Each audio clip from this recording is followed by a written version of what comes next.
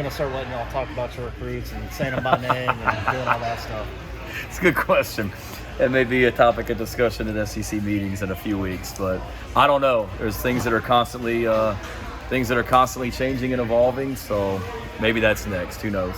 With your class, what are some of the things that you can talk about and share with that group that you got in place so far? I think one, it's a bunch of great guys that come from great families that chose South Carolina for the right reasons and truly want to be there. I think it's a group of guys that have really connected with one another, very much like the class of 24 has, the guys that are committed to us.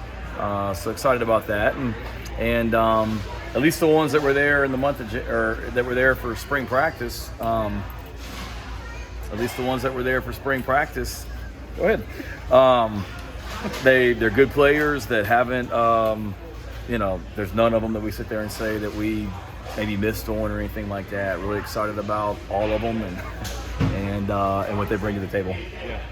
And obviously you guys now, I guess, is it in place now, the unlimited official visits, and then I think the first down rules changing a little bit too as well. I'm just curious, like those two rule changes, I guess, what do you kind of see from them, or what do you kind of take from them? I'm not a fan of the unlimited official visits. I mean, I think by the time official visits come around, prospects got it narrowed down.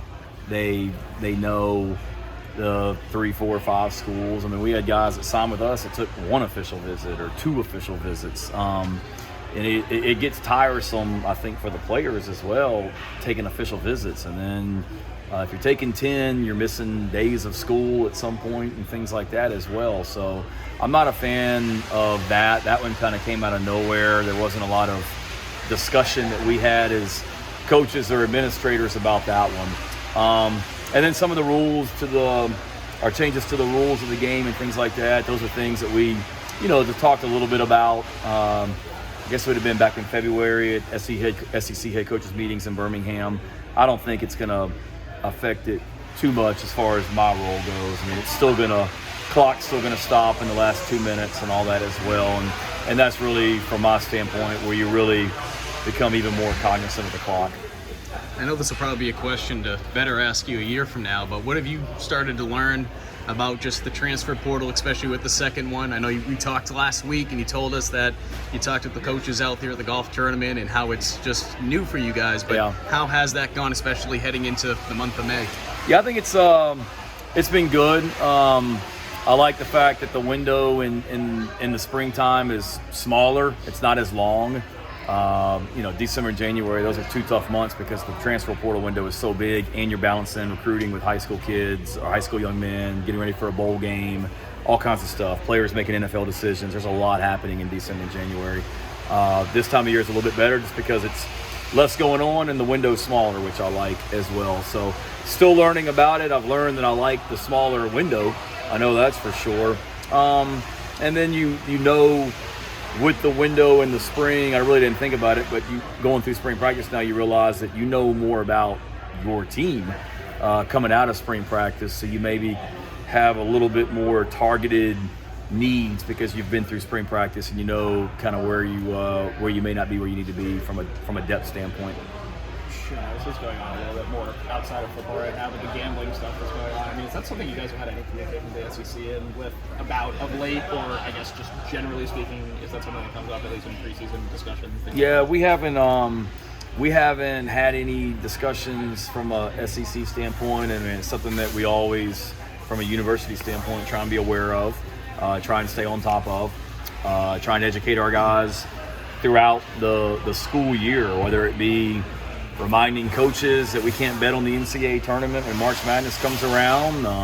That's a pretty standard email that you get, and then just making your players aware of stuff. But anytime you see kind of what's going on across college athletics a little bit, it's a good reminder, that maybe we need to revisit this again with our guys. When you look at it, I mean, there's so many schools across the country, guys will enter the portal, whatever. I mean, you'll have teams that will have 20-plus guys. For you guys to be in the situation that you are, do you kind of look at it as, hey, we're doing a good job with being able to keep guys around here? Obviously, guys will leave for different reasons. Yeah, no, I do. You hate to see anybody leave, but you realize that it's inevitable. I mean, we're going to have guys as long as I'm the head coach here, that are probably going to enter the portal after the season in December and then after the spring practice for whatever reason. And you just kind of understand that. You don't like it. I want everybody to have a great experience at Carolina and want to be here. And the thing that we try and do, Mike, is just in recruiting, be honest with them. They understand what they're getting into when they come to our program. They understand that it's going to be a lot of joy and we're going to have a lot of fun, but it's going to be really, really hard. It's not easy being a player in our program. And then if a guy leaves for whatever reason, whatever it may be, and every situation's different, you wish them well. We've got some guys that left our program after spring practice that I talked to yesterday, just trying to help them find somewhere. We had some guys that left after the season that, for different reasons, and wish them well.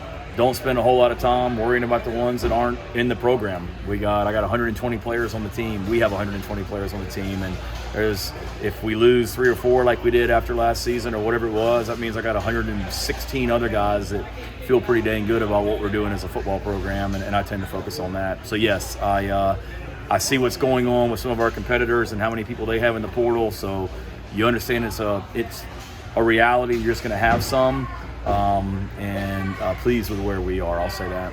What's your philosophy on a player if he enters the portal, test the waters, if you will, and then he turns around and says, hey, can I come back?